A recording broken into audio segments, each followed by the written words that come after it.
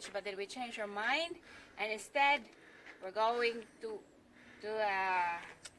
for a walk to Oia. There, that's Oia, and that's where we came from.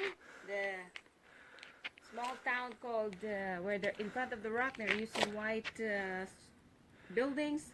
That's Imerovigli, and we walked from there up to there.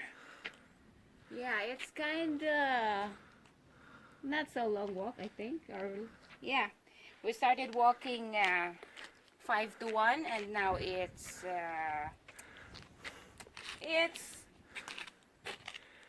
1:35.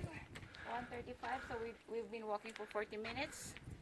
Yes, it's still way far to go, and we took a look here for this small church here in the middle, and then this is not the path going to Oia. We need to go up again.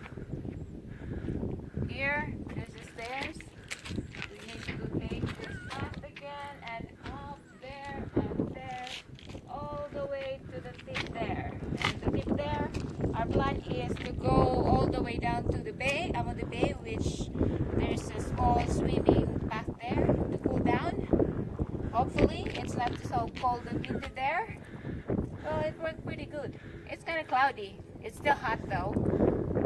Okay.